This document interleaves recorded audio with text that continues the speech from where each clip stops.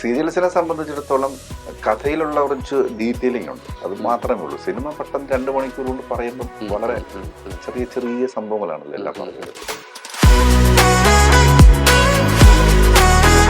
എനിക്ക് തോന്നുന്നത് എൻ്റെ ജീവിതത്തിലെ ഏറ്റവും ഒരു വഴിത്തിരിവ് എന്ന് പറയുന്നത് തിലകൻ സാറിന്റെ കൂടെയുള്ള അഭിനയ കാലഘട്ടമാണ്. എൻ്റെ ഈ രൂപം വെച്ചിട്ട് ഏറ്റവും കൂടുതൽ ക്യാരക്ടർ റോളുകൾ ടെലിവിഷനിൽ ചെയ്തത് ഞാനായിരിക്കാം. ഈ അഭിനയത്തിന്റെ കാര്യം പറയുമ്പോൾ അന്നത്തെ കാലത്ത് വരഞ്ചുട്ടി പ്രേമം മതിയായിരുന്നു. അത് നസീർ സാർ ബിസിനസ്സാണ്. പ്രേം നസീർ ഇല്ലെങ്കിൽ അന്നത്തെ കാലത്ത് സിനിമ ഓടില്ല. ദൃശ്യം സിനിമ തൊടുപുഴ മോഹൻലാൽ ലാൽ സാറിന്റെ വീട് ഷൂട്ട് ചെയ്യാൻ ചെല്ലുമ്പോൾ ആ വീട്ടിന്റെ ഒരു ഹൗസ് ഓണർ ഒരു ചേച്ചി വന്നിട്ട് കൊതുമ്പനല്ലേ, ഈ പുള്ളിയുടെ കൂടെ നിൽക്കുമ്പം ഇൻസിഡന്റ് ഇല്ല, എപ്പോഴും പോസിറ്റീവായിട്ടുള്ളൊരു സംഭവമേ ഉള്ളൂ. അതല്ലേ പുള്ളിയുടെ കൂടെ നിൽക്കുമ്പോൾ അതാണ്. കാരണം ഈ ഭയം എന്നുള്ള സംഭവം ഉണ്ടാവില്ല പുള്ളിയുടെ, ഭയങ്കര പോസിറ്റീവാണ്. ഈ വിദ്യാമ്മയെ പരിചയപ്പെടുമ്പം എനിക്ക് തോന്നിയ ഒരു സംഭവം എന്ന് പറഞ്ഞാൽ വിദ്യാമ്മയ്ക്ക് എന്നെ എത്രയോ കാലം മുമ്പ് അറിയാം എന്നുള്ള രീതിയിലാണ് പെരുമാറുന്നു. ഞാൻ ആദ്യമായിട്ട് കാണുക. എനിക്ക് തോന്നിയിട്ടുള്ളൊരു കാര്യം, ഇതുവരെയുള്ള എൻ്റെ എക്സ്പീരിയൻസ് വെച്ചിട്ട് ഓരോരുത്തർക്കും വരേണ്ടത് ഇങ്ങനെ വഴി വരുന്നു, എന്തിനും ഏതിനും. ഇഞ്ചി മൈ മീൽ പാർട്ട്ണർ. എല്ലാവർക്കും നമസ്കാരം. കഴിഞ്ഞ 25 വർഷങ്ങൾക്ക് മേലെയായി ഒരുപാട് അധികം കഥാപാത്രങ്ങളിലൂടെ ബിഗ് സ്ക്രീനിലും മിനി സ്ക്രീനിലും ഒക്കെ നമ്മെ എന്റർടൈൻ ചെയ്തുകൊണ്ടിരിക്കുന്ന ഒരു ആർട്ടിസ്റ്റാണ് നമ്മുടെ കൂടെ ഉള്ളത്. Welcome to Milestone Makers presents talk of the town. This is Alin Shah and we have with us VK Baiju. Baiju ചേട്ടാ നമസ്കാരം. നമസ്കാരം. അപ്പോൾ ചേട്ടാ, ഞാൻ പറഞ്ഞ പോലെ ഏകദേശം കറക്റ്റ് പറയണമെങ്കിൽ എനിക്ക് തോന്നുന്നു 29 വർഷം അല്ലേ? നമ്മൾ 97 സ്റ്റാർട്ട് ചെയ്തത്. അതെ, 29 വർഷമായി. ഈ 29 വർഷം മലയാളം ഇൻഡസ്ട്രിയിൽ ഇതുപോലൊരു ഫീൽഡിൽ നിലനിന്ന് പോവുക എന്നുള്ളത് ഒരു ചെറിയ കാര്യമല്ല. ചേട്ടൻ ഇപ്പൊ ഒന്ന് തിരിഞ്ഞു നോക്കുമ്പോ എന്താ തോന്നുന്നത്? എനിക്ക് ഈ 29 വർഷം ആയല്ലേ, അതെ, പറയുമ്പോഴാണ് ഞാൻ അതിപ്പോഴും ഓർക്കുന്നത്. ശരിയാണ്, എല്ലാം ഇന്നലത്തെ പോലെ തോന്നുന്നു. വളരെയധികം സന്തോഷം തോന്നുന്ന ഒരു സമയമാണ്. അതിനകത്ത് അത്രയും തന്നെ പറയാനുള്ളൂ. വളരെയധികം ഏറ്റവും വലിയ സന്തോഷമുള്ള ഒരു കാര്യമാണ്. സന്തോഷം തന്നെയാണ്. ഇപ്പൊ ചേട്ടൻ ചെയ്തു വെച്ചിരിക്കുന്ന ക്യാരക്ടേഴ്സ് നോക്കുകയാണെന്നുണ്ടെങ്കിൽ ചെറുതും വലുതുമായിട്ടുള്ള നിരവധി ക്യാരക്ടേഴ്സ് ഉണ്ടെന്നുണ്ടെങ്കിലും എനിക്ക് തോന്നുന്നു ചേട്ടനെ കാണുമ്പോൾ നമുക്ക് ഒരു പോലീസുകാരനെ ഓർമ്മ വരുന്നേ. ഇത്രയും അധികം മലയാളത്തിൽ ഒരു പോലീസ് സ്റ്റേഷൻ ചെയ്തൊരു വ്യക്തി ഉണ്ടോ എന്ന് ചോദിച്ചു കഴിഞ്ഞാൽ എനിക്ക് തോന്നുന്നില്ല. അത് ശരിയാണ്. സിനിമകളിൽ ഏറ്റവും കൂടുതൽ പോലീസ് സ്റ്റേഷൻ ചെയ്ത ഒരു പക്ഷേ ഞാനായിരിക്കും. അപ്പൊ ഞാൻ ഒറിജിനൽ പോലീസ് ആണെന്ന് തെറ്റിദ്ധരിക്കുന്ന ആൾക്കാരും ഉണ്ട്. ഒരു സല്യൂട്ടും കിട്ടിയിട്ടുണ്ട് പലപ്പോഴും. ഞാൻ ഒരിക്കൽ റെയിൽവേ സ്റ്റേഷനിൽ വരുമ്പോൾ ആരോ പറഞ്ഞു കേട്ടിട്ടുള്ള അറിവായിരിക്കാം, ചിലപ്പോൾ ഫിസിക്ക് കണ്ടിട്ടായിരിക്കാം. അന്ന് ഹെയർ സ്റ്റൈലൊക്കെ ഒരു പക്ഷേ പോലീസിന്റെ പോലെ ആയിരുന്നു. അപ്പൊ ഞാൻ പറഞ്ഞു, ഞാൻ പോലീസല്ല, സല്യൂട്ട് ചെയ്യരുത് പ്ലീസ് എന്ന് പറഞ്ഞു. അങ്ങനെ പറയും, പോലീസാണെന്ന് വിചാരിച്ചു വെച്ചിരിക്കുന്ന ആൾക്കാരുണ്ട്. അതെ, അങ്ങനെ എന്തെങ്കിലും റെസ്പോൺസ് ഉണ്ടോ? അതായത് ഇപ്പൊ പുറത്തൊക്കെ പോകുമ്പോഴത്തേനും ആൾക്കാർ വന്നിട്ട് ശരിക്കും പോലീസ് ആണോ എന്ന് ചോദിച്ചിട്ടുള്ള നമ്മളെ പ്രേം പ്രകാശ് സാറില്ലേ, അതെ, ജോസ് പ്രകാശ് സാറിന്റെ മനസ്സിലായി. പുള്ളി എന്റെ ചോദിച്ചു, എന്നോട് ഒന്ന് ട്രെയിനിൽ ഒരിക്കൽ, ഇപ്പോഴല്ല, ഈ പറഞ്ഞൊരു 10-25 വർഷം മുമ്പാണ്, ട്രെയിനിൽ യാത്ര ചെയ്യുമ്പം ആ ട്രെയിനിൽ സാറും ഉണ്ടായിരുന്നു. അപ്പൊ എന്റെ അടുത്ത് പറയാം, സാർ ഇവിടെ ഇരിക്കാം. അപ്പൊ ഞാൻ പെട്ടെന്ന്, പ്രേം പ്രകാശ് സാർ എന്നെ അങ്ങനെ ഇപ്പൊ എവിടെയാ അങ്ങനെ തുടങ്ങി. സാർ എനിക്ക് ഒരു ജോലിയും ഇല്ല, ഞാൻ പോലീസല്ല, അങ്ങനെ പറഞ്ഞിട്ടുണ്ട്. അങ്ങനെ വിചാരിക്കുന്ന ആൾക്കാരുണ്ട് ഇപ്പോഴും. പക്ഷെ സന്തോഷം തന്നെയല്ലേ, കാരണം ഈ പോലീസ് വേഷങ്ങൾ ഒരുപാട് ചെയ്യുന്നുണ്ടെങ്കിലും പിന്നെ എനിക്ക് തോന്നുന്നു ചെറിയൊരു നെഗറ്റീവ് സാധനവും വരുന്നുണ്ടല്ലേ ഇടയ്ക്ക്. നെഗറ്റീവ് പോലീസുകാരൻ, ദുഷ്ടനായ ഒരു പോലീസുകാരനുണ്ടെങ്കിൽ എനിക്ക് ചെയ്യേണ്ട ഈ ദുഷ്ടന്മാരായിട്ട് അഭിനയിക്കുന്നതാണ്, പക്ഷെ പാവമാണ്. ഓക്കെ. ഇപ്പൊ ഇപ്പൊ ചേട്ടനെ നേരിട്ട് കാണുന്നതിന് മുന്നേ വരെ എന്റെ മനസ്സിലൊരു പിക്ചർ ഉണ്ടായിരുന്നു. നമ്മൾ നേരിട്ട് സംസാരിച്ചില്ല, കണ്ടിട്ടില്ല. ഇല്ല. അപ്പോ നമ്മൾ ഈ സിനിമകള് കണ്ടു വെച്ചിട്ടായിരിക്കും ചേട്ടൻ കുറച്ച് എന്താ പറയാ, ഒരു ഹാർഷായിട്ട് സംസാരിക്കുന്ന, വളരെ കട്ടൻഡായിട്ട് സംസാരിക്കുന്ന ഒരു മനുഷ്യനായിരിക്കും എന്നാണ് എന്റെ മനസ്സിലൊരു ധാരണ. പക്ഷെ ചേട്ടൻ വന്നിരുന്നപ്പോ വളരെ സൗമ്യമായിട്ട്, വളരെ ചിരിച്ചുകൊണ്ട്. അല്ല, അപ്പൊ നിങ്ങളെ ഇവിടെ തന്നെ വിളിക്കുന്നത് സന്തനു ഹരീഷാണ്. പുള്ളിയായിട്ട് എനിക്ക് പരിചയമുള്ളൂ, അത് ഫോണിൽ കൂടെയുള്ള പരിചയം മാത്രമേ ഉള്ളൂ. പുള്ളി എന്നോട് ഇങ്ങനെ ചോദിക്കുന്നത് എത്ര കാലം കൊണ്ടുള്ള ചോദ്യമാണെന്നറിയാം. ഇപ്പോഴാണ് ഇവിടെ എത്തി ഇരിക്കാൻ പറ്റിയത്. സന്തനു, സന്തോഷം. ഫൈനലി മൈൽ സ്റ്റോൺ നമുക്ക് ഫ്ലോറിൽ ചേട്ടൻ കിട്ടിയിരിക്കുകയാണെന്നുള്ളതാണ്. ഓക്കെ ചേട്ടാ, ഇത്രയും വർഷത്തെ ഒരു ജേർണി എടുക്കുമ്പോഴേ സിനിമ ചേട്ടൻ എങ്ങനെ മാറ്റിയെന്നാ തോന്നുന്നത്? ഞാൻ ശരിക്കും തുടങ്ങുന്നത് ഒരു സിനിമയിലൂടെയാണ്, ഭാരതീയം. അതെ, സുരേഷ് കൃഷ്ണ ആണ് ഡയറക്ടർ. സുഹാസിനി ചേച്ചി, സുരേഷ് ഗോപിയേട്ടൻ, ഇവരൊക്കെ ആയിരുന്നു അന്ന് ചെയ്തുകൊണ്ടിരുന്നത്. അപ്പൊ അതിനകത്തൊരു ചെറിയ ക്യാരക്ടർ, ഞാനൊരു ടെററിസ്റ്റിന്റെ ഒരു ക്യാരക്ടറാണ്. അന്ന് എന്റെ ഈ രൂപമല്ല, അത് വളരെ മെലിഞ്ഞിട്ട് കാറ്റടിച്ചാൽ പറന്നു പോകുന്ന, അന്ന് താടിയൊക്കെ വെച്ചിട്ട് മുടിയൊക്കെ നീട്ടി വളർത്തിയിട്ടുള്ള രൂപമായിരുന്നു. അന്ന് ശരിക്കും അതിനു മുമ്പ് എങ്ങനെയാ പടം ചെയ്തു എന്ന് ചോദിച്ചാല് രാജീവ് ഏട്ടൻ, കെ രാജീവ്, പുള്ളി മുഖേനയാണ് അങ്ങനെ പോകുന്നത്. പുള്ളി അതിനകത്ത് അഭിനയിച്ചിട്ടുണ്ട്. അപ്പോ അങ്ങനെയാണ് സുരേഷ് കൃഷ്ണയെ പരിചയം, ഇവരെല്ലാരും മാറ്റി. അവിടെ നിന്നാണ് തുടക്കം. പിന്നെയാണ് ഞാൻ നമ്മൾ ടെലിവിഷനിലെല്ലാം സജീവമായ സമയമാണ് ആ സമയത്ത്. സൂര്യ TV തുടങ്ങുന്നു, ഏഷ്യാനെറ്റ് തുടങ്ങുന്നു, അങ്ങനെയാണ് പിന്നെ അവിടെ നിന്ന് കളം മാറി. അന്ന് സീരിയൽസ് ഒക്കെ ചെയ്തുകൊണ്ടിരുന്നത് ശരിക്കും ഫിലിം ഡയറക്ടേഴ്സ് ആയിരുന്നു. അന്ന് വേറെ ആരും ഇല്ല ഇവിടെ, അറിയാവുന്നവരും കുറവാണ്, അഭിനയിക്കുന്നവരും സിനിമാക്കാർ തന്നെയായിരുന്നു. പിന്നീടാണ് പിന്നെ കുറേശ്ശെ ആൾക്കാർ വന്നു. അവിടെ നിന്നാണ് എന്റെ തുടക്കം ശരിക്കും പറഞ്ഞാല്. ഒത്തിരി ലെജൻസ് ചേട്ടൻ വർക്ക് ചെയ്തിട്ടുണ്ടല്ലോ. ഞാൻ കുറച്ച് ആൾക്കാരുടെ പേര് പറയാം. ചേട്ടൻ കൂടെ വർക്ക് ചെയ്തിട്ടുള്ള ആൾക്കാരാണ്, ഒരുമിച്ച് അഭിനയിച്ച ആൾക്കാരാണ്. ഇവരുടെ പേര് പറയുമ്പോഴേ ചേട്ടൻ ആദ്യമായിട്ട് മനസ്സിൽ വരുന്ന ഒരു ഇൻസിഡന്റ് എന്താന്നുള്ളതൊന്ന് പറയാമോ? ഓക്കെ, ആദ്യം നണ്ണതൻ ലാലേട്ടന്റെ കൂടെ ഒത്തിരി പടങ്ങൾ ചെയ്തിട്ടുണ്ട്. ലാലേട്ടൻ എന്ന് കേൾക്കുമ്പോൾ ചേട്ടന് പേഴ്സണലി പറയാൻ പറ്റുന്ന ഒരു ഇൻസിഡന്റ് എന്താ? ഈ പുള്ളിയുടെ കൂടെ നിൽക്കുമ്പം ഇൻസിഡന്റ് ഇല്ല, എപ്പോഴും പോസിറ്റീവ് ആയിട്ടുള്ളൊരു സംഭവമേ ഉള്ളൂ. അതെല്ലേ? പുള്ളിയുടെ കൂടെ നിൽക്കുമ്പോൾ അതാണ്. കാരണം ഈ ഭയം എന്ന് പറഞ്ഞ സംഭവം ഉണ്ടാവില്ല പുള്ളിയുടെ, ഭയങ്കര പോസിറ്റീവാണ്. അത് ചെറിയൊരു കാര്യമില്ല കേട്ടോ. ഇപ്പൊ ഡയലോഗ് തെറ്റിയാലും പുള്ളി ആർക്ക് ഡയലോഗ് തെറ്റിയാലും പുള്ളി ഒന്നും മിണ്ടത്തില്ല. പെട്ടെന്ന് എടുക്കാം, നമുക്ക് പെട്ടെന്ന് എടുക്കാൻ മോനെ, അത്രേ ഉള്ളൂ. ഈ മോനെ വിളി പണ്ടേ ഉള്ളതാണ്, അങ്ങനെ എല്ലാരെയും വിളിക്കാൻ. സോഷ്യൽ മീഡിയ ഒക്കെ വന്നതിന് ശേഷം നമ്മളത് കേൾക്കുന്ന മോനെ, എന്താ മോനെ, അത് അല്ലെങ്കിലും ഉണ്ട്, സിനിമയ്ക്കകത്തുള്ളതാണത്. അത് വിളിക്കാത്തവരും ഉണ്ട്. വിളിക്കാത്തവരുണ്ട്. മമ്മൂട്ടി സാറൊന്നും വിളിക്കില്ല, പുള്ളിക്ക് അങ്ങനത്തെ വിളിയൊന്നുമില്ല. വേറെ അടുത്തത്. ഓക്കെ, അടുത്തയാള് മമ്മൂക്ക. മമ്മൂക്കയുടെ കൂടെ ഞാൻ കുറെ പടങ്ങൾ, ഒത്തിരി ഞാൻ മമ്മൂക്ക അല്ല, ഞാൻ മമ്മൂട്ടി സാർ എന്ന് വിളിക്കും. എനിക്ക് വലിയ ഇഷ്ടം, സാർ എന്ന് വിളിക്കുന്നത് എനിക്ക് വലിയ ഇഷ്ടമുള്ള ഒരു കാര്യം. എല്ലാവരും ഈ ചേട്ടൻ എന്നൊക്കെ വിളിക്കുന്നതിനൊക്കെ ലാൽ സാറിനെ ഞാൻ അങ്ങനെ തന്നെ വിളിക്കാം. മമ്മൂട്ടി സാറിന്റെ കൂടെ നിൽക്കുമ്പോൾ ഒരു ഭയപ്പാടുണ്ടാവും. തെറ്റോ ഈ എന്തെങ്കിലും ഉണ്ടെങ്കിൽ പറഞ്ഞു തരും. ചിരിക്കണ്ട, നീ അങ്ങനെ പറ, ഇങ്ങനെ പറ, പവറായിട്ട് പറ, ഓക്കെ പറഞ്ഞു തരും. അതൊരു സപ്പോർട്ടാ. ഈ ഓരോന്നും ഓരോ രീതിയിലുള്ള എക്സ്പീരിയൻസ് ആണ്. ഞാൻ അതാണ് അങ്ങനെ പറയാം. ഈ തുടങ്ങിക്കഴിയുമ്പോൾ തുടക്കത്തിലുള്ളൊരു ഈ മമ്മൂക്കാന്റെ മാത്രം പ്രത്യേകത എന്ന് പറയുന്നത്, ഒന്ന് വളരെ ഹൈറ്റും, കണ്ണ് ഭയങ്കര ഷാർപ്പാണ്. ഈ മമ്മൂട്ടി എന്ന് പറയുന്ന മനുഷ്യന് പരിചയമില്ലാത്ത ഒരു രാജ്യത്തേക്ക് പോവാ, അവിടെയുള്ള ആർക്കും പുള്ളി അറിയില്ല. പുള്ളി എയർപോർട്ട് വഴി ഇങ്ങനെ ബാഗ് തൂക്കി ഞാൻ നടന്ന് പോയിക്കൊണ്ടിരിക്കുമ്പോൾ ഓപ്പോസിറ്റ് ഒരാള് നടന്നു വന്ന വെറുതെ ഒന്ന് തിരിഞ്ഞു നോക്കും ഇങ്ങനെ. പുള്ളി അപ്പിയറൻസ് ഭയങ്കരമാണ്, ഒരു രക്ഷയില്ലാത്ത ഒരാളാണ്. അത് ഒരു പരിചയം വേണ്ട, പുള്ളിയെ നോക്കും, നമ്മൾ അറിയാണ്ട് നോക്കിപ്പോകും. അതാണ് പുള്ളിയെ കുറിച്ച് പറയുമ്പോ മമ്മൂക്ക. ശരി, അടുത്തത് പൃഥ്വിരാജ്. ഈ സ്ക്രിപ്റ്റ് ഇപ്പൊ നമ്മള് എന്തിരൻ സിനിമയില് രജനീകാന്ത് പുള്ളി സ്കാൻ ചെയ്യല്ലോ ഓരോന്നും, ഓരോ പേജ് ഇങ്ങനെ എന്ന് പറഞ്ഞാലാണ് സ്ക്രിപ്റ്റിന്റെ കാര്യത്തിൽ. പുള്ളിക്കൊരു സിനിമ തുടങ്ങുമ്പോൾ A to Z കാര്യങ്ങൾ പുള്ളിക്കറിയാം. ഒരു കാര്യത്തിൽ ഒരു കൺഫ്യൂഷൻ ഉള്ള ആളല്ല. അപ്പൊ ഞാന് മെമ്മറീസ് ചെയ്തിട്ടുണ്ട് ലൂസിഫർ. അതെ, ലൂസിഫർ ട്രിവാൻഡ്രത്ത് ഷൂട്ട് നടക്കുമ്പോൾ ഞാൻ രാജുവിനെ കാണാൻ പോകും. അപ്പൊ സെവന്ത് ഡേ ഞാൻ വലിയ ക്യാരക്ടറാണ് ചെയ്തത്. നല്ലൊരു ക്യാരക്ടറായിരുന്നു. സെവന്ത് ഡേ കഴിഞ്ഞിട്ട് ഞാൻ പുള്ളിയെ കാണാൻ വേണ്ടി ലൂസിഫർ ട്രിവാൻഡ്രത്ത് ഷൂട്ട് നടക്കുമ്പോൾ ഞാൻ പോയിരുന്നു. അപ്പോൾ ഞാൻ ബൈച്ചോട്ടെ ഇതിനകത്തൊന്നുമില്ല. ഞാൻ പറയും എനിക്കൊന്നും വേണ്ട. ഒരു പോലീസ് വേഷം വന്നപ്പോൾ ആലോചിച്ചപ്പോൾ ഒന്നുമില്ല ചേട്ടാ. അതുകൊണ്ടാണ് ഞാൻ പറയാം എനിക്കൊന്നും വേണ്ട, എനിക്ക് ഡയലോഗ് കൊണ്ട് ഞാൻ വെറുതെ നിന്നോളാം. അങ്ങനെയാണോ? അങ്ങനെയാണ് ലൂസിഫർ തുടങ്ങിയപ്പോൾ ചാനൽ ഷൂട്ടിന്റെ ഇടയ്ക്ക് ഒരു ന്യൂസ് റീഡർ, ഒരു ക്യാരക്ടർ എന്നെ വിളിക്കാൻ പറഞ്ഞു. ഞാൻ വന്നു. അപ്പോ ഈ ജിംബലൊക്കെ എടുക്കുന്ന ആൾക്കാർക്ക് രാജു ഇങ്ങനെ പുള്ളി എടുത്ത് കാണിച്ചു കൊടുക്കുക. അവിടുന്ന് ഇന്നാള് നടന്നു വന്നു, ഇത് ഓഫീസ് റൂമിലേക്ക് എത്തി, നൈലത വരുന്നു, വന്നു ബൈജേട്ടൻ, ഇത്രയും വരെയാണ് നമ്മുടെ ഷോട്ട്.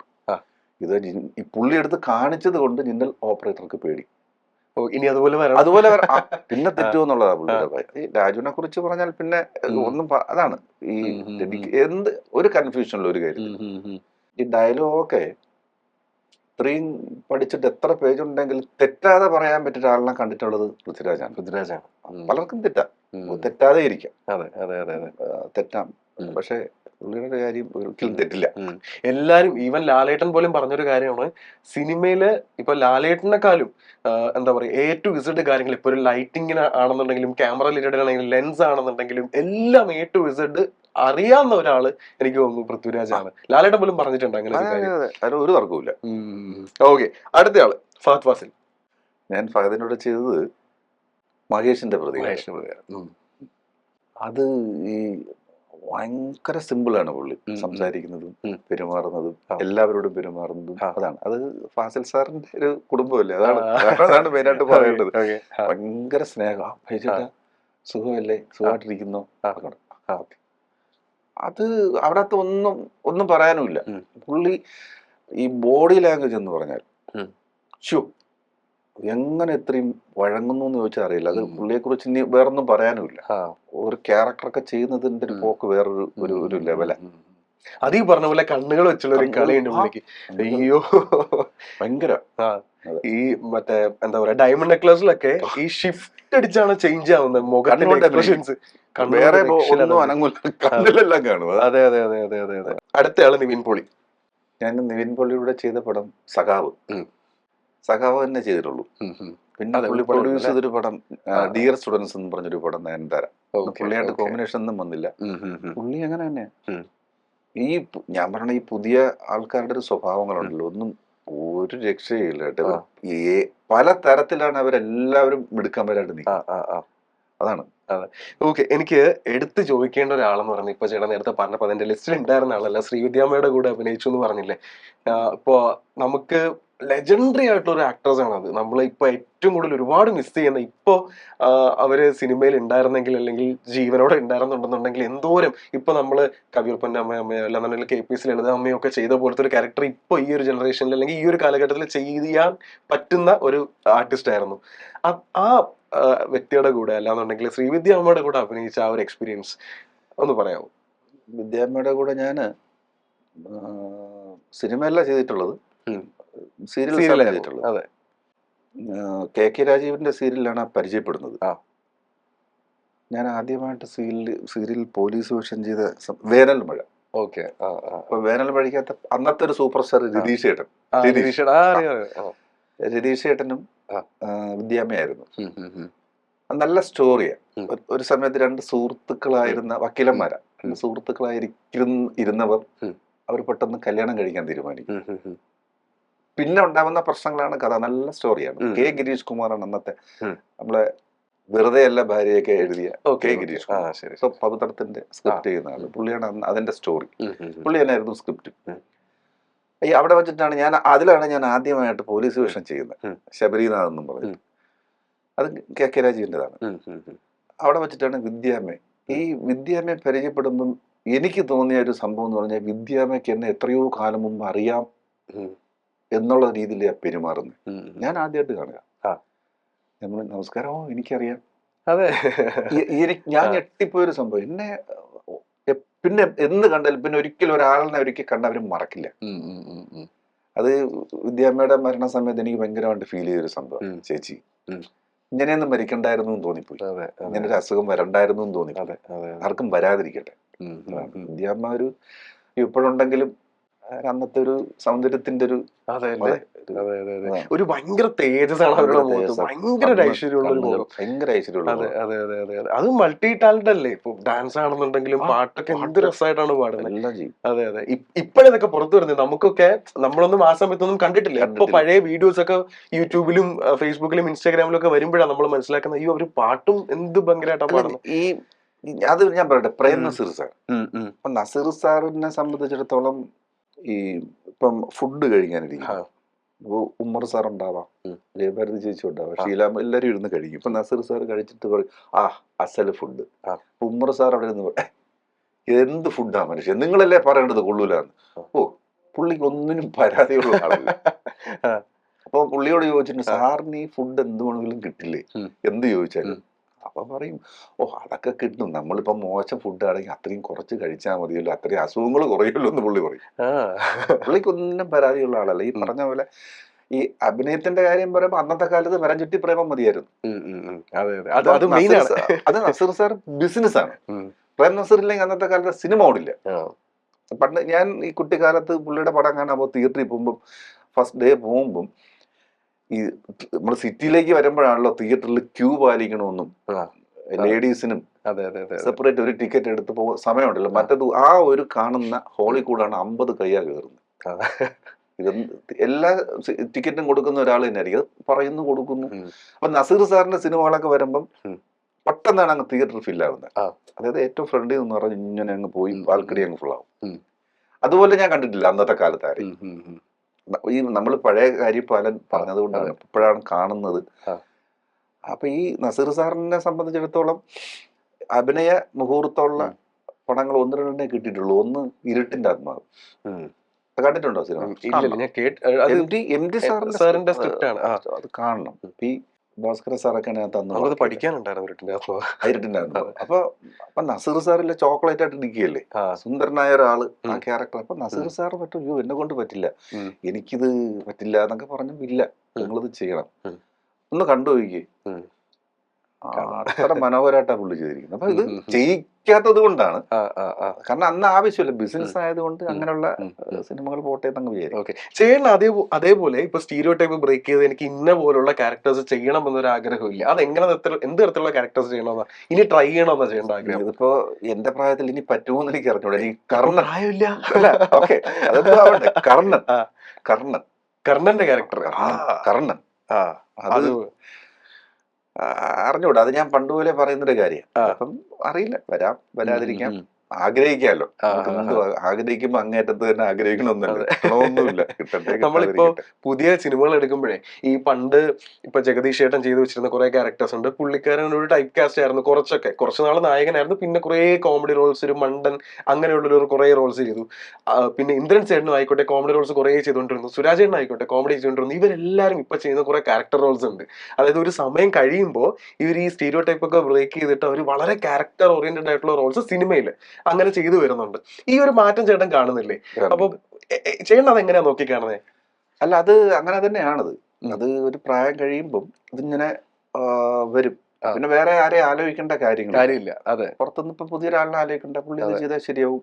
ചേട്ടനായാലും ജഗദീഷ് ചേട്ടനായാലും അങ്ങനെ തന്നെ. അത് ചില രൂപങ്ങളാണ്, എല്ലാവർക്കും ചിലപ്പോൾ പറ്റണമെന്നില്ല. ഈ പറഞ്ഞു വരുമ്പോ എന്താണ്, ഇതൊക്കെ ഒരു ഭാഗ്യമാണ്. അതിന്റെ ഒരു എനിക്ക് തോന്നിയിട്ടുള്ളൊരു കാര്യം, ഇതുവരെയുള്ള ഒരു എൻ്റെ എക്സ്പീരിയൻസ് വെച്ചിട്ട് ഓരോരുത്തർക്കും വരേണ്ടത് ഇങ്ങനെ വഴി ഒരുങ്ങും.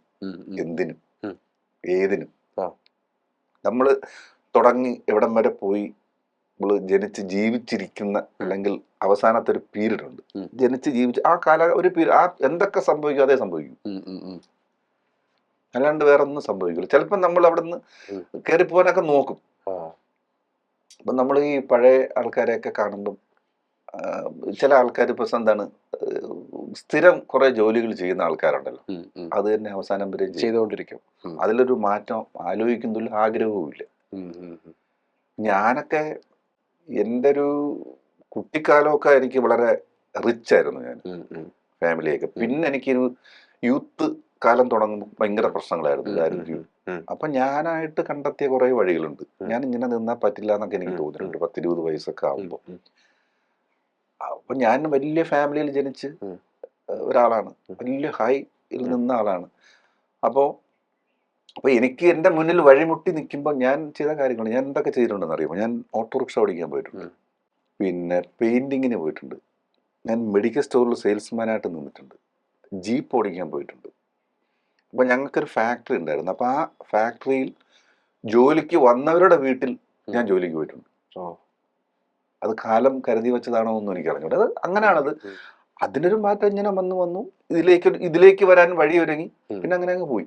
ഇപ്പൊ ഞാൻ ഇവിടാണ്, ബാക്കി എനിക്ക് അറിഞ്ഞു. ഇവിടെ സന്തോഷം, ഇവിടെ ഞാൻ വളരെ ഹാപ്പിയാണ്. ഞാൻ ഒത്തിരി, ഞാൻ പറഞ്ഞില്ല നേരത്തെ, ക്യാരക്ടർ റോളുകൾ, ഈ പറഞ്ഞ കൊതുമ്പൻ, ഇപ്പോഴും ഞാൻ ഇപ്പൊ ഈ അടുത്ത സമയത്ത്, ഈ ഒരു സമയത്ത് തന്നെ എടുത്ത കൊതുമ്പനല്ലേ, അങ്ങനെ വിളിച്ചോട്ടെ, പേരറിയില്ല, ഞാൻ പറഞ്ഞു വിളിച്ചു.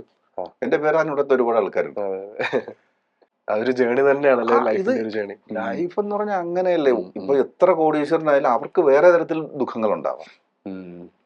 ഈ പറയുന്ന പോലെ ഇല്ലല്ലോ. അത് ഒരു കാലത്തെ കാര്യങ്ങൾ. സിനിമയിൽ വന്നില്ലായിരുന്നുണ്ടെങ്കിലേ ചേട്ടന് വേറൊരു ഓപ്ഷൻ ഉണ്ടായിരുന്നു, അല്ലെങ്കിൽ സിനിമ ആയിരുന്നോ ചെറുപ്പം തൊട്ട്? ഇപ്പൊ പറഞ്ഞ ആ 20കളിൽ സ്വപ്നം കണ്ടിരുന്നത് ഞാൻ സിനിമയിലോട്ട് വരും എന്നൊരു സ്വപ്നം ഉണ്ടായിരുന്നു? ഇല്ല, ഞാൻ ആ സമയത്തൊക്കെ നാടകങ്ങളൊക്കെ ചെയ്യുമായിരുന്നു.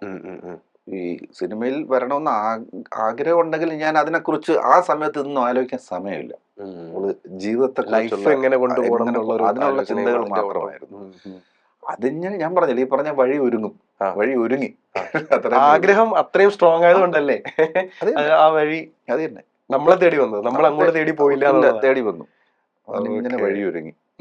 അതിന് ഒരു പക്ഷെ എന്റെ സഹോദരിയുടെ ഭർത്താവ് അതിനൊരു നമുക്കെല്ലാം നിമിത്തങ്ങളാണ്, കാരണക്കാരാവും. ആരെങ്കിലും ഒക്കെ എന്തിനെങ്കിലും ഒക്കെ കാരണക്കാരാവും. അതിന് വന്നത് എന്റെ സഹോദരിയുടെ ഭർത്താവാണ്. പുള്ളിയുടെ പേര് രാധാകൃഷ്ണൻ എന്നാണ്. എയർ പ്രൊഡക്ഷൻ എന്ന് പറഞ്ഞ ഒരു കമ്പനിയൊക്കെ ഉണ്ടാക്കി ഒരുപാട് ഹിറ്റ് സീരിയലുകൾ ചെയ്തിട്ടുണ്ട്. അങ്ങനെയൊക്കെയാണ് ഇതിന് എല്ലാത്തിനും അതാണ്. ഓക്കെ ചേട്ടാ, അടുത്തതേ നമുക്കൊരു ചെറിയ സിനിമയുമായിട്ട് ബന്ധപ്പെട്ട ഒരു റാപ്പിഡ് ഫയർ റൗണ്ട്. ഓക്കെ, ചേട്ടൻ ഏറ്റവും കൂടുതൽ മലയാളം സിനിമ ഇൻഡസ്ട്രിയിൽ ഇൻസ്പയർ ചെയ്ത ആക്ടർ ആരാണ്? അതിന്റെ റീസൺ? ഈ സിനിമ പറയുന്നതിന് മുമ്പ് തൊട്ടും വേറൊരു കാര്യം ഇവിടെ പറയാം. നിങ്ങളുടെ ജനറേഷനിൽ ഉണ്ടായിരുന്ന ആളല്ല ഞാൻ പറഞ്ഞത്. ഓക്കെ, പുള്ളി ഒരു 96 കാലഘട്ടത്തിൽ മരിച്ചുപോയി. വി സാംബശിവൻ, കഥാപ്രസംഗം. ഓ ശരി, കൊല്ലമാണ്. അതായത് ഏറ്റവും കൂടുതൽ സ്വാധീനിച്ച ആള് എന്ന് പറയുന്നത് പുള്ളിയാണ്, വി സാംബശിവൻ. ആദ്യം മനസ്സിൽ വരുന്ന പുള്ളിയുടെ പേരല്ലേ? അത് പറയാൻ കാര്യം എന്ന് പറഞ്ഞാൽ വളരെ ചെറുതില്ലേ ഉത്സവത്തിന് പോവുകയാണ്. ഉത്സവത്തിന് പോകുമ്പോൾ സാംബശിവൻ ആരാണെന്നോ കഥാപ്രസംഗം എന്താണെന്നോ ഒന്നും അറിയാത്തൊരു കാലഘട്ടത്തിൽ പോയി ഉത്സവ പറമ്പിൽ പോയി ഇങ്ങനെ ഇരിക്കുക. പുള്ളിയുടെ കഥ തുടങ്ങുന്നു. അത് ഞാൻ കണ്ടുകൊണ്ടിരുന്നപ്പോൾ എനിക്ക് തോന്നിയത് കഥാപ്രസംഗമായിട്ട് തോന്നിയില്ല. ഞാൻ സിനിമ കണ്ടുകൊണ്ടിരിക്കുക. ഓക്കെ, അതായത് പ്രസന്റേഷൻ. അതായത് ഒരാളാണ് ഹാർമോണിയത്തിന്റെയും തബലയുടെയും ഇടയിൽ നിന്നിട്ട്, വേറെ ബാക്ക്ഗ്രൗണ്ട് ആൾക്കാരുണ്ട്, അവിടെ നിന്നിട്ടാ ഒരാൾ നിന്നിട്ട് ഈ നമ്മൾ സിനിമയിൽ ചെയ്യുന്ന കാര്യങ്ങൾ ഒറ്റയ്ക്ക് ഒരാൾ ചെയ്യുക. അതായത് ശബ്ദം മാറി വരിക. അത് കഥാപ്രസംഗമായിട്ട് എനിക്ക് തോന്നിയില്ല. സിനിമ കണ്ടുകൊണ്ടിരിക്കുക. അതാണ് എനിക്ക് ആദ്യം തുടങ്ങുന്നൊരു സംഭവം. ഓക്കെ, പിന്നെ ഇതിൽ വന്നതിന് ശേഷം എനിക്ക് ഏറ്റവും കൂടുതൽ എന്നെ സ്വാധീനിച്ചത് തിലകൻ സാറാണ്. Thilakan sir. Okay, Thilakan sir എന്നോടെന്തോ വലിയ കാര്യമായിരുന്നു തിലകൻ സാറിന്. അപ്പൊ എന്നോട് പറഞ്ഞുതരും, അങ്ങനെ പറ. പുള്ളി എൻ്റെ അടുത്ത് പറഞ്ഞൊരു അഭിനയത്തിൻ്റെ ഒരു ബാലപാഠം എന്ന് പറയുന്നത്, നമ്മൾ ഈ ഡയലോഗ് തരുമ്പോൾ ഇതെന്തിനു പറയുന്നു, ഇതെന്തിന് ഞാനിത് പറയുന്നു എന്ന് ആദ്യം മനസ്സിൽ വിചാരിക്കുക. പുള്ളിയുടെ ബാലപാഠം, ഞാനത് എന്തിനാണ് പറയുന്നത്. പിന്നെ ഒരു ദിവസം എൻ്റെ ഫ്ലാറ്റിലേക്ക് വാന്ന് പറഞ്ഞു. തിരുവനന്തപുരത്താണ്. 12 മണി. സാറ് ഉണരുമ്പം ഏകദേശം അത്രയും സമയം, കാരണം അത്രയും സമയം രാത്രി വായിച്ചുകൊണ്ടൊക്കെ ഇരിക്കും, TV കണ്ടുകൊണ്ടിരിക്കുക, പുസ്തകങ്ങൾ വായിച്ച് കിടക്കുമ്പോൾ 2 മണിയാകും, പിന്നെ ഉണരുമ്പോൾ ഒരു 11-12 മണിയാകും. ഇപ്പോഴും വാന്ന് പറഞ്ഞു. തിലകൻ സാറിന്റെ കൂടെ വെറുതെ സംസാരിച്ചിരുന്നാൽ അഭിനയം പഠിക്കാം. അതെ, കാരണം തിലകൻ സാർ എല്ലാം മോഡുലേറ്റ് ചെയ്തേ സംസാരിക്കും. Okay okay. സാറിന്റെ അവിടെ ഒരു ഭിത്തിയിലൊരു ഫോട്ടോ ഇടുന്നു. അപ്പൊ സാറ് എന്നാ പറയും, അത് കണ്ട എല്ലാം സംസാരിക്കുന്നത് മോഡുലേഷനിലൂടാണ്. അപ്പൊ അത് കണ്ടിരുന്നാൽ മാത്രം മതി അഭിനയം പഠിക്കാൻ. അതൊരു യൂണിവേഴ്സിറ്റിയാണ് അഭിനയത്തിന്റെ. അത് തിലകൻ സാറ് മാത്രമല്ല, ഞാൻ പറഞ്ഞു നെടുമുടി വേണു സാറായാലും ഏറ്റവും കൂടുതൽ സ്വാധീനിച്ചാണ് തിലകൻ സാറാണ്. Okay okay. അവരുടെ കൂടെയൊക്കെ ഇതുപോലുള്ള ടൈം സ്പെൻഡ് ചെയ്യാൻ പറ്റാന്ന് പറയുന്നത് ചെറിയ കാര്യമല്ല. ചെറിയ കാര്യമല്ല. അതെ അതെ അതെ അതെ. ഓക്കെ, ഏതെങ്കിലും ഒരു സിനിമ ചെയ്യാൻ പറ്റാതെ മിസ്സായി പോയി എന്തെങ്കിലും കാരണം കൊണ്ട്, മേ ബി സീരിയൽസിന്റെ ഡേറ്റിന്റെ ക്ലാഷ് കൊണ്ടോ, അത് പിന്നീട് ഹിറ്റ് ആവുകയോ അതിൽ ഒരുപാട് വിഷമം തോന്നുകയോ, അങ്ങനെ ഒരു ക്യാരക്ടറോ സിനിമയോ ഉണ്ടോ? എനിക്ക് ഒരു സിനിമ കാരണം മിസ്സായത് ജിത്തു ജോസഫ് സാറിന്റെ പടങ്ങളാണ്. ജയറാമേട്ടന്റെ മകൻ കാളിദാസനെ അഭിനയിച്ചൊരു പടം. അപ്പൊ അതിന്റെ ഡേറ്റും വേറൊരു പടത്തിന്റെ ഡേറ്റും മിസ്സായത് ഏതായിരുന്നു? ജിത്തു ജോസഫ് സാറിന്റെ പടം മിസ്സായത്? ഞാൻ അതിനകത്ത് അഭിനയിച്ചു പോയതാണ്. അഭിനയിച്ചു പോയിട്ട് പിന്നെ അങ്ങോട്ട് ചെയ്യാൻ പറ്റാതെ പോയി. അയ്യോ, അതെനിക്ക് മനസ്സിനെ വല്ലാതൊരു വിഷമിപ്പിക്കുന്ന ഒരു ഇതാണ്. ജോസഫ് സാറുമായിട്ട് ചെറിയൊരു വിഷമം ഉണ്ടായോ, സാറിന് വിഷമം ഉണ്ടായി എന്നുള്ളത് എനിക്ക് തോന്നി. കണ്ടിന്യൂ ചെയ്യാൻ പറ്റില്ല. ബാക്കി അതാണൊരു വിഷമം തോന്നിയൊരു സംഭവം. അല്ല, പിന്നെ സംസാരിച്ചില്ലേ സാർ? പിന്നെ സംസാരിക്കും. ഇപ്പൊ കഴിഞ്ഞ പടം ഇറങ്ങിയപ്പോഴും സംസാരിക്കാറുണ്ട്, അതിനൊന്നും കുഴപ്പമൊന്നുമില്ല. ഈ സിനിമയിൽ അഭിനയിച്ചത് കൊണ്ട് ഒരു റിഗ്രറ്റ് തോന്നിയിട്ടുണ്ടോ, വേണ്ടായിരുന്നു, അങ്ങനെ ഒരു സിനിമയുണ്ടോ? അങ്ങനെ ഒരു സിനിമ ഒന്നുമില്ല, അങ്ങനെയില്ല. ഇതുവരെയുള്ള എല്ലാ ചെറുതും വലുതുമായിട്ടുള്ള ക്യാരക്ടേഴ്സും എല്ലാം ഹാപ്പിയാണ്. എല്ലാം ഹാപ്പിയാണ്. ഒന്നും മോശം, ആരും മോശക്കാരല്ലല്ലോ. ഒരു ഡയറക്ടറും ഒരു റൈറ്ററും ഒരു പ്രൊഡ്യൂസർ ആരും മോശക്കാരല്ല. എനിക്ക് എല്ലാ പടങ്ങളും ഇഷ്ടമാണ്. Okay okay okay, super. ഈ കൂടെ അഭിനയിക്കാൻ ഏറ്റവും കംഫർട്ടബിൾ ആയിട്ട് ചെയ്യണ, ഏറ്റവും കംഫർട്ടബിൾ ആയിട്ട് വെക്കുന്ന ഒരു ആർട്ടിസ്റ്റ് സിനിമയിലോ? സിനിമയിൽ എന്താ പറയുക, നമ്മൾ ഈ ഫസ്റ്റ് സീൻ ചെയ്യുമ്പോൾ ഉള്ളൊരു പ്രശ്നം മാത്രമേ ഉള്ളൂ. അത് കഴിഞ്ഞാൽ പിന്നെ അങ്ങനെ അങ്ങ് പോകും. അതിപ്പം മമ്മൂട്ടി സാറായിരുന്നാലും ലാൽ സാറായാലും അത്ര തന്നെ ഉള്ള. തുടക്കം വരുമ്പോ തുടക്കത്തിൽ ഒരു നമ്മളെ ക്യാരക്ടറിലേക്ക് എത്താൻ വേണ്ടിയിട്ടുള്ളൊരു ഇതുണ്ട്. അതിന്റെ ഒരു ടെൻഷനും ഒക്കെ ഉണ്ടാവും, അതിന്റെ ഒരു ഭയവും ഒക്കെ ഉണ്ടാവും. നമ്മളെപ്പോഴും അങ്ങനെ തന്നെ. മമ്മൂട്ടി സാർ തന്നെ പറഞ്ഞിട്ടുണ്ട്, പുള്ളി തന്നെ പറഞ്ഞിട്ടുണ്ട്, പുതിയൊരു ക്യാരക്ടർ ചെയ്യാൻ പോകുമ്പോൾ ഭയത്തോടു കൂടിയാണ് പോവുക. ആ ഭയം വേണം, അപ്പോഴേ നന്നാവത്തുള്ളൂ. അത് പുള്ളി തന്നെ പറഞ്ഞിട്ടുള്ള കാര്യം. അപ്പം മമ്മൂട്ടി അല്ലല്ലോ ക്യാരക്ടർ, അത് ക്യാരക്ടറായി നിൽക്കുക, അതാണ് പുള്ളി തന്നെ പറയാന്നുള്ളതാണ്. അതിനകത്ത് ആരും ഒന്നുമില്ല, എല്ലാവരും അതിലേക്ക് എത്താൻ പെടുന്നൊരു സമയം മാത്രമേ ഉള്ളൂ. എല്ലാവരോടും കംഫർട്ടബിൾ ആണ്, അങ്ങനെ പ്രശ്നമൊന്നുമില്ല. ഓക്കെ. ഇഞ്ചി മൈ മീൽ പാർട്ട്ണർ. കണ്ണു അടച്ചിട്ട് ഒരു ഡയറക്ടർ പറയാണ്, എടാ മോനെ ഒരു പടമുണ്ട്, നീ ഒന്ന് ചെയ്യണം, എന്നാ ക്യാരക്ടർ ഒന്നും അറിയാണ്ട് കണ്ണു അടച്ച് പോകുന്ന ഒരു ഡയറക്ടർ ഉണ്ടെങ്കിൽ അതാരാ? അത് ഇപ്പൊ ജോഷി സാറായാലും പോകും, സത്യ സാറായാലും പോകും. ഇപ്പൊ സത്യ സാറിനെ കുറിച്ച് പറയാം, സത്യനന്ദിക്കാട് സാർ എന്ന സംവിധായകനെ കുറിച്ച്.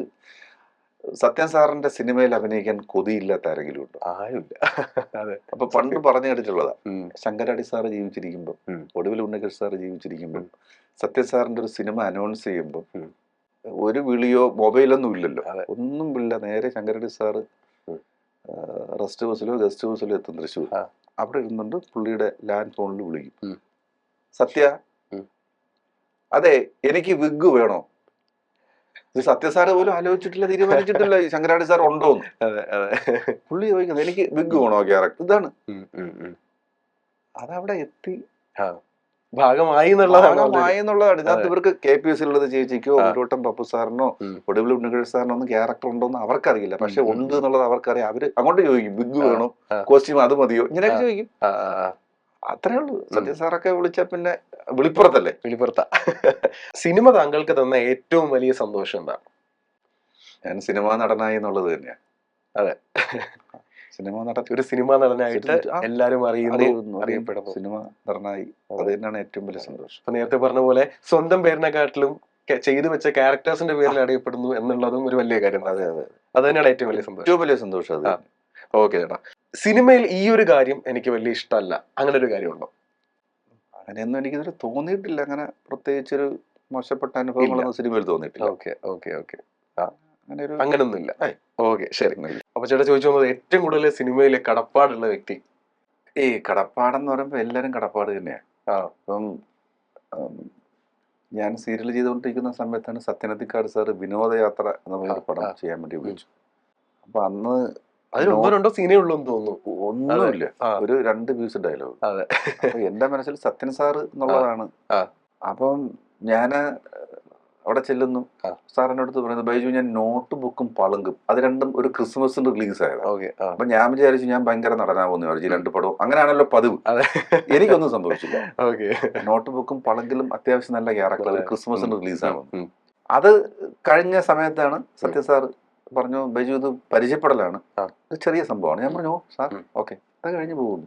അത് കഴിഞ്ഞ് അടുത്ത പടം സാറ് വിളിക്കുന്നു, ഭാഗ്യദേവത. അതിനകത്ത് നല്ല ക്യാരക്ടറാണ്.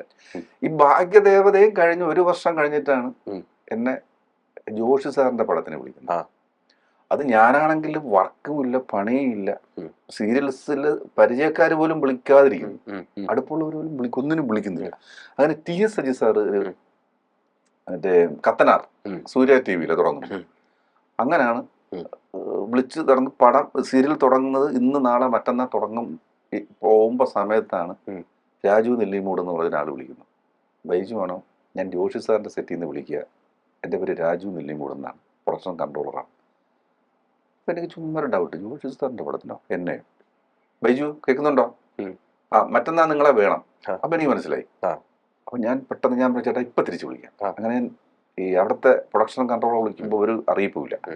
സജി സാറിനെ വിളിച്ച് കാര്യം പറഞ്ഞു, ഇങ്ങനൊരു കാര്യമുണ്ട്, എന്തു വേണം?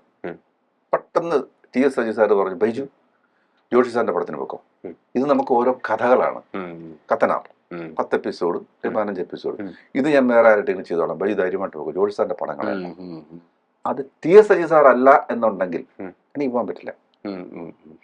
അങ്ങനെ ഞാൻ പോകുന്നു ജോഷി സാറിന്റെ അടുത്തേക്ക്. ഈ സിനിമയിൽ വിളിക്കുന്നവര് മാത്രമല്ല, ഇതുപോലെയൊക്കെ നമ്മളെ ഹെൽപ്പ് ചെയ്യുന്ന അഡ്ജസ്റ്റ് ചെയ്യുന്ന ആൾക്കാർക്കും നമ്മൾ താങ്ക്ഫുൾ ആയിരിക്കണം എന്നുള്ളതാണ്. പിന്നെ അല്ലേ, ചെറിയ കാര്യമാണ്. സജി സാറിന് ആ സൈഡും ശരിയാണോ, അല്ലെങ്കിൽ നമുക്കത് പോയി ചെയ്യാനും പറ്റില്ല. വേറൊരു ഡയറക്ടർ ആണെങ്കിലോ ഒന്നുമില്ല, അയ്യോ എഴുതി വെച്ചിരിക്കല്ലോ, അയ്യോ പറ്റില്ല, ഇനി പുതിയ ഒരാളിനെ കണ്ടെത്താൻ പറ്റില്ല എന്ന് തന്നെ പറയത്തുള്ളൂ. സമയമില്ല, മറ്റന്നാളല്ലേ. ഞാൻ ഈ ജോഷി സാറിന്റെ സ്ഥലത്തേക്ക് സെവൻസ് നമ്മൾ കോഴിക്കോടാണ് ഇവിടെ ചെല്ലുമ്പോൾ സാറിന് എനിക്ക് പരിചയമില്ല. സാറ് ഇച്ചിരി ദൂരം നിന്നു ഞാൻ. അപ്പൊ സാറ് സ്ക്രിപ്റ്റ് വായിക്കുന്നു. പിന്നെ ഇങ്ങനെ കണ്ടു, ആ ബൈജു ഞാൻ സത്യന്റെ പടം കണ്ടിരുന്നു, അങ്ങനെ നോട്ട് ചെയ്ത അതിനകത്തൊരു സിയുടെ ക്യാരക്ടറാണ്. ഞാൻ പറഞ്ഞു ഓക്കെ സാർ, അത് ചെയ്തു പോയി. ഇപ്പൊ സാറുമായിട്ടൊരു ബന്ധമൊന്നുമില്ല, സാറിനെ വിളിക്കാൻ പറ്റിയ ആളുമില്ല. അത് കഴിഞ്ഞ് അടുത്ത പടം തുടങ്ങുന്നു എന്നൊക്കെ അറിഞ്ഞു. എനിക്ക് ആരെ അറിയില്ല. അപ്പൊ രാജുവിനെ വിളിച്ചപ്പോ, നെല്ലിമൂടിനെ വിളിച്ചപ്പോ പറഞ്ഞു ബൈജു ഞങ്ങളല്ല, സെവൻസ് കഴിഞ്ഞു, അത് വേറെ ടീമാണെന്ന് പറഞ്ഞു. ഓക്കെ, പക്ഷെ കറക്റ്റ് വിളി വന്നു, റൺ ബേബി റൺ. അത് അടിപൊളി ക്യാരക്ടറായിരുന്നു, സൂപ്പർ ക്യാരക്ടറായിരുന്നു. അത് തന്നെ, അത് ഇങ്ങനെ അതാണ് ഞാൻ പറഞ്ഞത്. ഇപ്പൊ കളപ്പാട എല്ലാരോടും അത് ഈ ജിത്തു ജോസഫ് സാർ ഒന്നുമില്ല, ഒരു ജിത്തു സാറിന്റെ ആദ്യത്തെ പടത്തിലും ഞാനുണ്ട് ഡിറ്റക്റ്റീവ്. അത് കഴിഞ്ഞിട്ട് മൈ ബോസ് 2-3 പടം ബ്രേക്കായി. അടുത്തത് മെമ്മറീസ് തുടങ്ങുമ്പോൾ വിളിക്കുന്നു, അടുത്ത പടം ദൃശ്യം വിളിക്കുന്നു. അങ്ങനെയാണ് അത്. ഇത് എല്ലാരോടും വലിയ കടപ്പാടാണ്, ആരെയും ഞാൻ മാറ്റി നിർത്തൂല. TS സജി സാറിനോട് കടപ്പാടില്ലേ? അതെ, എല്ലാരോടും കടപ്പാടാ. ഓക്കെ. ഈ ചെയ്യേണ്ട ചില വീഡിയോസ് ഞാൻ കണ്ടിട്ടുണ്ട്. അതായത് ഈ ആശംസകൾ പറയുക, ബർത്ത്ഡേ വിഷ് ചെയ്യുക, അല്ലാന്നുണ്ടെങ്കിൽ ഈ അമ്പലം അതിന്റെ ഇതിന് വിഷ് ചെയ്യുക, പിന്നെന്തോ ഈദ് എന്നൊക്കെ പറഞ്ഞിട്ട് അങ്ങനെ കുറച്ച് പരിപാടികളൊക്കെ വിഷ് ചെയ്യുന്നത്. ഇത് പൊതുവെ എല്ലാ സെലിബ്രിറ്റീസിനോടും ചോദിക്കേണ്ട ഒരു കാര്യമാണ്. അതായത് സ്ഥിരം വരത്തില്ലേ, നമുക്ക് അറിഞ്ഞൂടാത്ത ആൾക്കാരെ ഒക്കെ ബർത്ത്ഡേ വിഷ് ചെയ്യേണ്ടി വരും, സംസാരിക്കേണ്ടി വരും. ഇതൊക്കെ എങ്ങനെ ഡിലേ ശരിക്കും? എന്താന്നറിയാം, നമ്മൾ ചെയ്തില്ല എന്നുണ്ടെങ്കിൽ പിന്നെ അതിനെ ജാടയെന്ന് പറയും, അഹങ്കാരി എന്ന് പറയും. അങ്ങനെയൊന്നുമില്ല, നമുക്ക് ചെയ്യാൻ പറ്റുന്ന. ഇനിയിപ്പം ചില ആൾക്കാര് ഷൂട്ടിന് പോകുമ്പോൾ ഫോട്ടോ എടുക്കാൻ പറ്റും, ഞാൻ കണ്ടിട്ടില്ല, ഞാൻ നിന്നങ്ങ് എടുക്കും. അല്ല ഇനി ആരായാലും എനിക്ക് പ്രശ്നമൊന്നുമല്ല, അതെന്റെ കാര്യങ്ങളും അല്ല. ചില ആൾക്കാരെ എടുക്കില്ല കേട്ടോ, നിങ്ങൾ എനിക്ക് പരിചയമില്ല, നിങ്ങൾ ഒരു മോഷണ കേസിലെ പ്രതിയുണ്ടെങ്കിൽ ഞാൻ എന്ത് ചെയ്യും, അങ്ങനെ പറഞ്ഞവരുണ്ട്. അറിയില്ല, അതും സൂക്ഷിക്കണം. അത് കാരണം പിന്നെ ഒരു ഫോട്ടോ ആയിരിക്കും പൊങ്ങി വരുന്നത്. അത് തന്നെ, അതാണ്. അത് ശരിയാണ്, പക്ഷെ ഞാൻ അങ്ങനെ ഒന്നും നിൽക്കാറില്ല. അങ്ങ് പറഞ്ഞു കൊടുക്കും. കൂടുതൽ പരിചയക്കാർ തന്നെ വിശ്വസൊക്കെ അയക്കാൻ വേണ്ടി പറയുക, അത്ര തന്നെ ഉള്ളൂ. പിന്നെ നമ്മൾ ഷൂട്ടിന് പോകുമ്പോ ഉള്ള ഔട്ട്സൈഡേഴ്സ് ഉള്ള കുറച്ച് അവര് വരുമല്ലോ, അതേ ഉള്ളു പ്രശ്നം. അത്രേ ഉള്ളൂ. അതിലൊന്നും എന്താ നമുക്ക് കാര്യം പറഞ്ഞാൽ പോലീസിനും മനസ്സിലാവൂലേ, ഫോട്ടോ എടുത്തു എന്നുള്ളതേ ഉള്ളൂ എന്നുള്ളത്, അത്ര തന്നെ ഉള്ളൂ. അങ്ങനെയാണെങ്കിൽ ഈ ഒരു ചോദ്യം കൂടെ പറഞ്ഞ് നമുക്ക് വൈൻഡ് അപ്പ് ചെയ്യാം. നേരിട്ട് കണ്ട, അതായത് താങ്കളെ ഇഷ്ടപ്പെടുന്ന, താങ്കളുടെ കഥാപാത്രങ്ങളെ ഇഷ്ടപ്പെടുന്ന, താങ്കളുടെ ആക്ടറെ ഇഷ്ടപ്പെടുന്ന, നേരിട്ട് വന്ന് കണ്ട് ഒരു മനസ്സിൽ ഓർത്തിരിക്കുന്ന ഒരു ക്രേസി ആയിട്ടുള്ള ഒരു ഫാൻ മൊമെന്റ്, അതായത് താങ്കൾ ഇഷ്ടപ്പെടുന്ന ഒരാൾ വന്ന് സംസാരിച്ച് ചിലപ്പം മനസ്സിനെ നിറച്ച ഒരു അനുഭവമായിരിക്കാം. അങ്ങനെ ഒരു മൊമെന്റ് പറയാൻ പറഞ്ഞ അത് ഈ ഞാനൊരു സ്ഥലത്ത് ഊണ് കഴിക്കാൻ പോയി. ഒരു വീടിന്റെ കാർ പോർച്ചിനകത്ത് 3-4 ടേബിളൊക്കെ ഇട്ട് നല്ല ഫുഡാട്ടോ. അത് ആദ്യമായിട്ട് പോവാണ്. അപ്പൊ ഞാൻ അവിടെ ചെന്ന് കൈ കഴുകിയിട്ടിരുന്നു.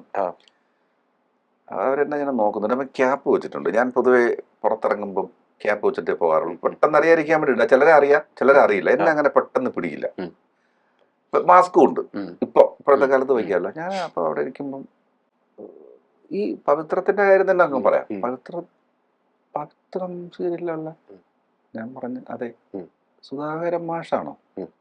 ഞാൻ പറഞ്ഞ അയ്യോ അത് ഇത്രയും ചെറുപ്പക്കാരനായിരുന്നു എന്റെ അടുത്ത് ചോദിച്ചു. അപ്പൊ അതിനകത്ത് ഈ നരച്ച താടിയുണ്ട്, ഫുൾ നരയും കാര്യങ്ങളൊക്കെ, മൊത്തത്തിൽ ഡള്ളാണ്. ഇത്രയും പ്രായം കുറഞ്ഞ ആളാണോ? ഞാൻ പറഞ്ഞു പ്രായം കുറവുണ്ടോന്നൊന്നും എനിക്ക് അറിഞ്ഞൂടാ, വലിയ മക്കളുടെ അച്ഛനായിട്ട് അഭിനയിക്കുക ഞാൻ. അയ്യോ ആ മേക്കന്മാരെ ഞാൻ അംഗീകരിക്കുന്നു കേട്ടൊക്കെ പറഞ്ഞു. പിന്നെ എനിക്ക് തോന്നി ഞാൻ ചെറുപ്പക്കാരനാണോ? പക്ഷെ ഞാൻ ഒരു കാര്യം പറഞ്ഞു ചേട്ടാ, ചേട്ടന് സ്ക്രീനിൽ കാണുന്നതിനെക്കാട്ടിലും പ്രായം കുറവാ തോന്നുന്നത് നേരിട്ട്. അത് ദൈവമേ സന്തോഷം. ഇത് തന്നെ ഏറ്റവും വലിയ സന്തോഷം. ഇങ്ങനെയാണ് നിൽക്കട്ടെ. അങ്ങനെ ആയിക്കോട്ടെ. ഓക്കെ. അപ്പൊ ചേട്ടാ, എന്തായാലും ചേട്ടൻ ഇത്രയും നേരം സംസാരിച്ചതിലും കണ്ടതിലും ഒക്കെ ഒരുപാട് സന്തോഷം. എന്താ പറയാ, എടുത്തു പറയേണ്ട ഒരു കാര്യം ഞാൻ പ്രേക്ഷകരോട് പറയാ. കാര്യം ഈ മറ്റേ വില്ലൻ വേഷങ്ങൾ ചെയ്യുന്ന ആൾക്കാർ ശരിക്കും ലോലന്മാരാണ് എന്ന് പറയുന്ന പോലെ ഒരു വളരെ സൗമ്യമായിട്ടും വളരെ ഹംബിളായിട്ടും ഒക്കെ സംസാരിക്കുന്ന, എനിക്ക് വളരെ സാധാരണ ഒരു മനുഷ്യനോട് സംസാരിക്കുന്ന ഒരു ഫീൽ ആയിരുന്നു. സോ ഒരുപാട് സന്തോഷം ചേട്ടാ. Thank you so much. ഇനിയും ചേട്ടൻ ഒത്തിരി നല്ല ക്യാരക്ടേഴ്സ് ചേട്ടന് ചെയ്യാൻ പറ്റട്ടെ. ഇനിയും ഈ മറ്റേ സ്റ്റീരിയോ ടൈപ്പ് ഒക്കെ ബ്രേക്ക് ചെയ്ത് നമ്മൾ പ്രതീക്ഷിക്കാത്ത ക്യാരക്ടർ റോൾസും ചേട്ടൻ സിനിമയിലും ചെയ്യാൻ പറ്റട്ടെ. ഓൾറെഡി സീരിയൽസിൽ ചെയ്യുന്നുണ്ട് എന്ന് ആത്മാർത്ഥമായിട്ട് ഞാൻ ആശംസിക്കുന്നു. താങ്ക് യു ചേട്ടാ. Thank you so much. Thank you.